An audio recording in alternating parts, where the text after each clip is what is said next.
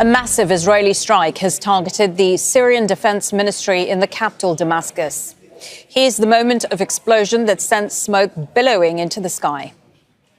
يا شباب قصف جديد قصف جديد يا شباب قصف جديد مبنى هيئة الأركان خالص قصف جديد. Another strike then hit right near the presidential palace. Israel had earlier threatened to increase attacks if Syrian government forces are not withdrawn from the south of the country. Israel says the strikes are to protect the Druze community living in the Syrian city of As-Suwaida.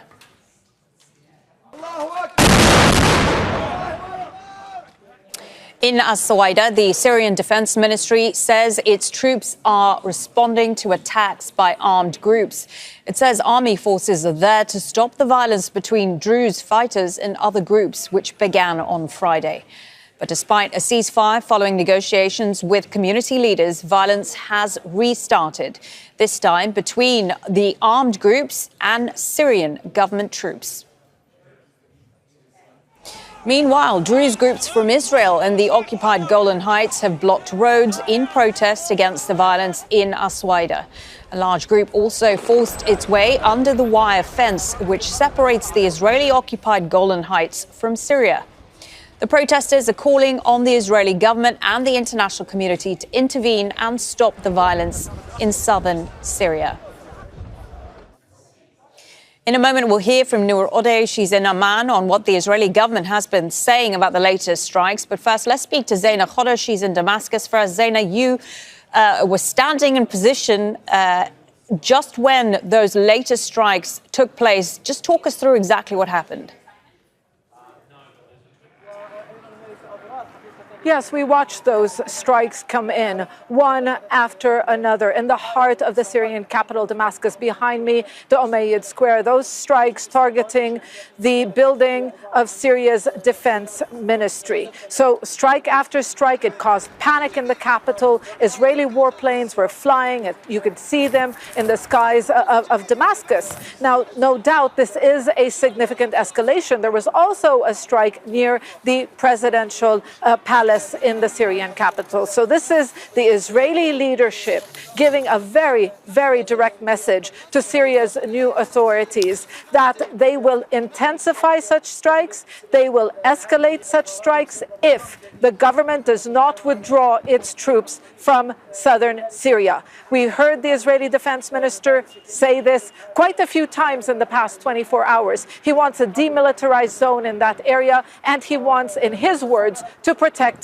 the Druze community where we are seeing violence in the south of the country. So right now, the government really is in a difficult position, because if it continues its advance in Suwaida and maintains a presence in the province, then it will trigger more strikes like this and endanger its hold on power. But if it decides to withdraw from Suwaida and, give in, if you like, to Israel's demands, then the government has failed in its efforts to extend its authority across the country. One of its greatest challenges to unite this fractured country and ensure that, the government is in control of all areas. So in the hours and days to come, this is it's a turning point. We've seen bouts of violence since the fall of the Assad regime in December. But many will agree, if you talk to them in Damascus today, what we witnessed today really is a turning point, and the Syrian authorities in a position where they could see the Israelis change the balance of power on the ground.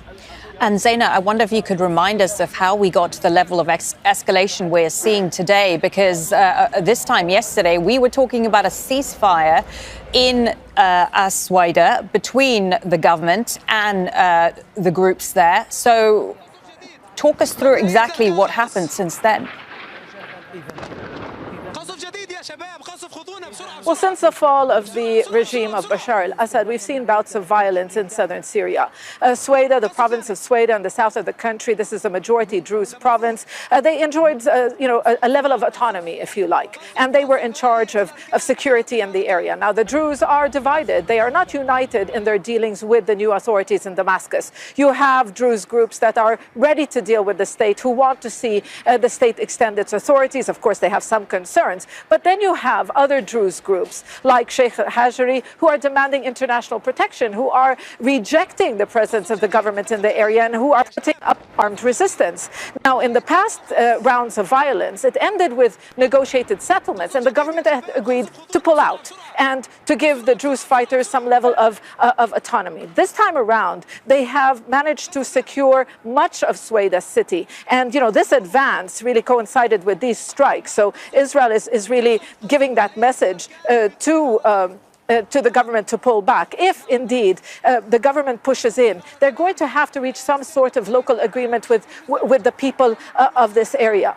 So, a lot of challenges ahead, security challenges, making sure that the different communities in Syria, because this is really a divided country, feel that they are safe and they have their rights. And all this plus facing now an external actor which has directly involved itself in what was a local conflict.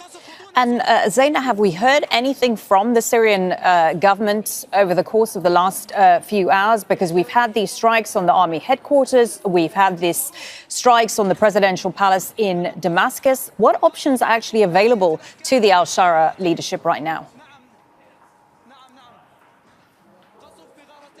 Well, there hasn't been any statement as of yet from the Syrian authorities following these strikes, which really destroyed the building of the Ministry of Defense. But yesterday, we heard the Syrian foreign minister criticize, deplore those Israeli strikes, because Israel has been targeting government forces in the Sweda area. Every time they try to advance towards the city, they have been targeting reinforcements that are being sent from Damascus to Sweda. The highway is really dangerous. It's really dangerous to drive along that highway. What the Israeli army was trying to do really is to prevent those reinforcements from reaching Sweda, to help those who oppose the new authorities in Damascus, trying to ensure that the balance of power does not tilt in the favor of the Syrian government. But months ago, the Israeli political leadership said that they will enforce a demilitarized zone in the south of Syria. So they don't want to see any presence of government troops in that area. So, the government, like we mentioned, is in a difficult position. There were, negotiations, behind-the-scenes negotiations, which even the U.S. envoy Tom Barrack talked about recently between Israel and Syria. Of course, normalization it's still off the table, but to reach some sort of a security arrangement between these two countries now, with what is happening, definitely, if any progress has been made, it will now mean that, they're back to square one. Many thanks for that. Zaina Khoda there for us in Damascus. Let's go to Noor Odeh. She joins us from Jordan's capital. She's in Amman because the Israeli government has banned Al Jazeera from reporting inside Israel and the occupied West Bank. So, Noor, talk us through what you've been hearing from the Israeli military regarding their involvement in Syria so far.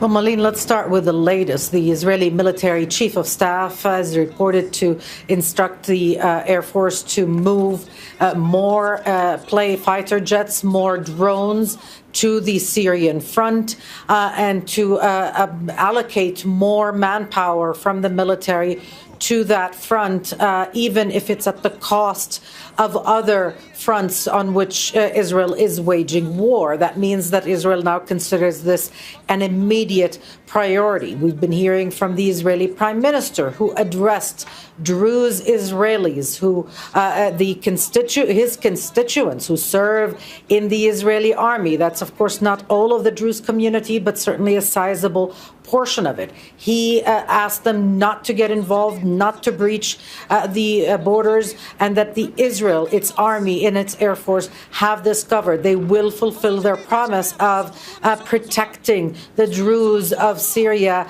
as he claimed. The Israeli Minister of Defense has also said the time for messages is over, and now it's time for those painful attacks against Damascus. Israel will enforce demilitarization in southern Syria. So you have Israel saying very plainly that it will be an active player in internal Syrian politics, but also that it will enforce its objectives with firepower, not just in Sweden, but also in Damascus. And Noor, as you say, Israel claims that it is carrying out these strikes on behalf of the Druze minority in Syria. We also have a Druze community in Israel and in the Golan Heights. I wonder if you could give us a bit of context on the community and how they feel about what Israel is doing here. Well, the Druze communities are indigenous to this region. Their presence in Lebanon, in Syria, in present-day Israel, in Jordan predate the establishment of Israel. Now, in Israel itself, the majority of that community, who are now Israeli citizens, serve in the Israeli army. So there is a special relationship between the state and the Israeli Druze. In the occupied Syrian Golan, the Druze identify as Syrians. They do not recognize the legitimacy of Israeli occupation. Even those who have been more recently occupied in the additional territory of the Syrian Golan that Israel occupied since December of 2024 do not identify or affiliate with Israel. Having said that, there is concern within the Druze community in the occupied Syrian Golan and beyond about what is happening. There are fears about the future of Syria, the nature of the Syrian state, and how relations could be maintained, how Syria can be maintained as a united country that can be inclusive. But the Druze are not a monolith. And that is why the Israeli Prime Minister addressed the citizens of Israel, because he at least understands that the leadership of Israeli Druze, the religious leadership of the sect, has called on him personally to intervene, even if that means military intervention, to aid the Druze in Syria. We will have to wait and see how this develops, because again, there is no one voice that can speak on behalf of all Druze, not in Israel, not in the occupied Syrian Golan, and not in Sweden itself. Okay, Noor, thank you for giving us that context. Noor Odeh there for us in Amman. Okay, let's speak now to Amar Kaf. He's the executive director of the Omran Center for Strategic Studies. He joins us live from Damascus. Amar, many thanks for joining us on Al Jazeera English. So what do you make of these latest attacks on the capital by Israel? And what do they signal to you about Israel's intentions and what they are trying to achieve in Syria? Well, I mean, this is also another escalation within a series of escalations that took place before. But it seems like Israel has been adamant to put its dominance over internal politics in Syria, and especially the southern front. Not only security, but it attempts to continue to cause havoc and chaos as it pertains to domestic politics in Syria. So it refuses the right of the central government to control all pockets, all areas, geographies, and it continues to want to impose its own rule. And you know, there are rumors, obviously, now of a land incursion, an additional land incursion, more conditions placed on Damascus. When its only aim was to actually separate between the Bedouins that have attacked people of Soida and to protect civilians. That has been at least the announced declaration by the Ministry of Interior and the Ministry of Defense. And Amar, why do you think they're doing this? I mean, to what end? As I've been discussing with previous guests, there were attempts at back-channel talks going on, being pushed by the UAE and others between Israel and Syria to come to some sort of normalization agreement. So why Why put that behind them? I mean, as President Trump said, Israelis are not acting out of any rational thinking, and they are not acting based on any logic of an end game or an end result. No one really knows what their end result. There is no logic to this. There's no clear objectives of this operation. Signals to Damascus: don't come to, don't touch the Druze in Suwaida. Okay, what then? What's the end result? Really, this is the puzzling part: is that the Syrian government has shown tremendous amount of self-restraint during the past 9 months on all the incursions and the occupation and the additional attacks by the Israelis, while the Israelis have shown no, absolutely not even a rational position on at least respecting sovereignty of the state, or the ability of the state, the right of the state to protect all civilians, to include all civilians, to make sure that security is controlled all over the territory. This is really unexplainable, and I mean, there are many theories on this, but the end result doesn't seem to be clear.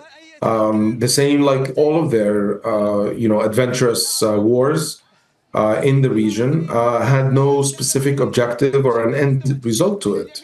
So what do you make of the timing then of these recent attacks, particularly the ones that we've seen today on the presidential palace and the military?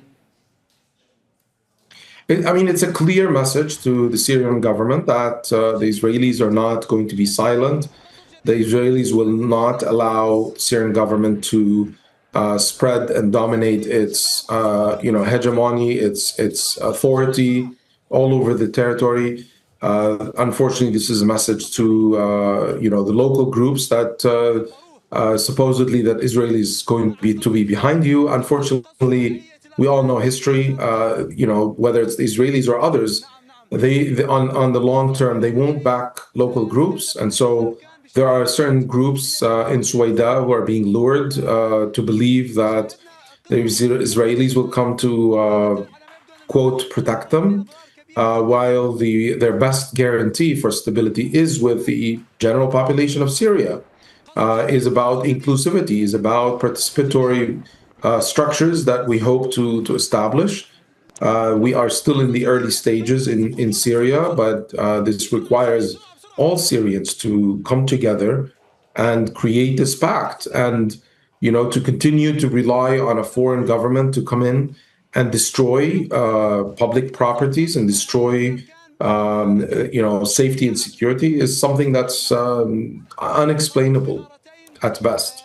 Okay, Ammar, thank you so much for your perspective. Ammar Kaf, Executive Director of the Omran Center for Strategic Studies, joining us there from Damascus.